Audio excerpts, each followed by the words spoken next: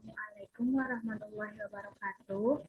Kami dari kelompok 14 yang beranggotakan saya sendiri, Risma Ramawati dengan NIM 20613129 dan teman saya Leti Purwaningtyas dengan NIM 20613131.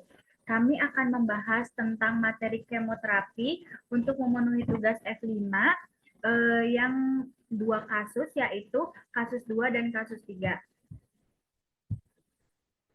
Untuk kemoterapi sendiri, kemoterapi merupakan suatu pengobatan kanker menggunakan obat-obatan khusus yang dapat menghancurkan, menghentikan, atau memperlambat pertumbuhan sel-sel kanker. Obat-obatan kemoterapi dapat diberikan secara infus maupun per oral. Untuk kasus kedua, dengan soal pasien perempuan berusia 69 tahun akan menjalani kemoterapi siklus pertama dengan regimen PC akibat kanker ovarium yang dialaminya. Berat dan tinggi badan pasien saat ini adalah 36 kg dan 151 cm. Dokter telah memastikan pasien dapat menjalani kemoterapi dari hasil pemeriksaan hematologi yang normal. Namun, diketahui nilai serum kreatinin terakhir adalah 1,5 mg per desiliter. Dokter meresepkan dosis Paxitasel 213,5 mg dan dosis karboplatin 488 mg. Untuk pertanyaan yang pertama, apakah dibutuhkan penyesuaian dosis untuk pasien tersebut? Jika iya, berikan rekomendasi yang tepat. Jawaban dari kami, perlu penyesuaian dosis dan untuk karboplatin dengan dosis 270,7 mg, untuk Paxitaxel dengan dosis 175 mg.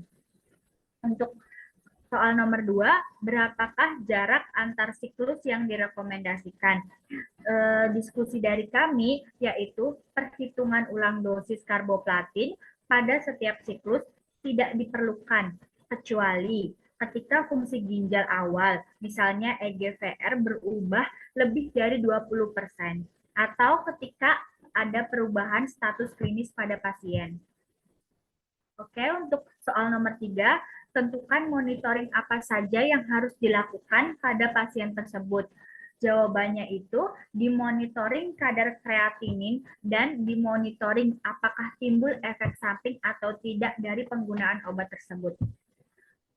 Untuk soal terakhir yaitu apakah pelarut yang tepat dan berapa jumlah volume pelarut yang digunakan untuk kedua obat tersebut.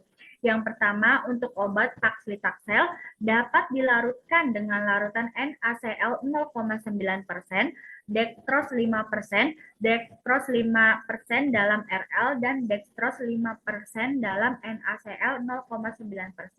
Untuk obat yang kedua yaitu karboplatin dapat dilarutkan dengan larutan NaCl 0,9% atau dextrose 5%.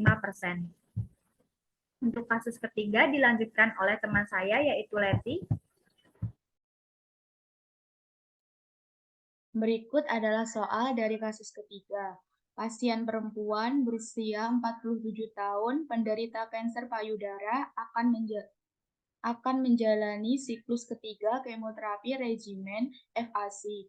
Berat dan tinggi badan pasien sendiri adalah 42 kg dan 158 cm.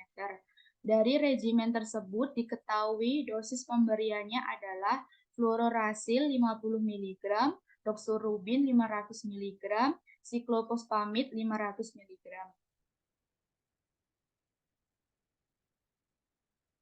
Untuk pertanyaan yang pertama adalah, berapakah dosis obat yang diberikan kepada pasien tersebut? Jawaban dari diskusi kami, untuk fluorouracilnya diberikan 600 mg melalui rute intravena. Dan untuk doxorubinnya 60 mg juga melalui rute intravena. Sedangkan untuk siklofosfamidnya diberikan dalam dosis 600 mg melalui rute infusion.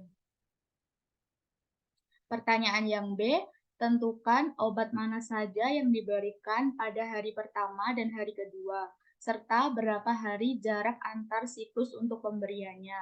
Untuk hari pertamanya diberikan doxorubin 600 mg melalui intravena dalam jangka waktu lebih dari 5 menit hingga 15 menit. Dan untuk siklopuspamidnya 600 mg melalui infus intravena dalam 500 ml natrium klorida 0,9 selama 30 hingga 60 menit. Dan untuk fluororasilnya sendiri diberikan 600 mg melalui infus intravena dalam 500 mg natrium klorida 0,9 selama 30 dan 60 menit. Untuk jarak antar siklusnya sendiri yaitu 4.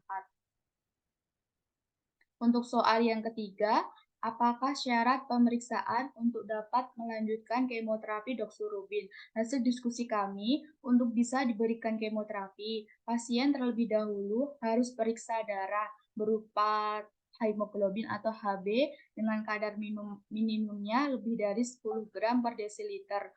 Untuk kadar leukositnya minimal 3.000, untuk kadar trombositnya minimal 100.000, serta ureum dan kreatinin saat cek urin normal. Kemudian dilanjutkan periksa juga mulai dari fungsi jantung, hati, ginjal, dan sarafnya.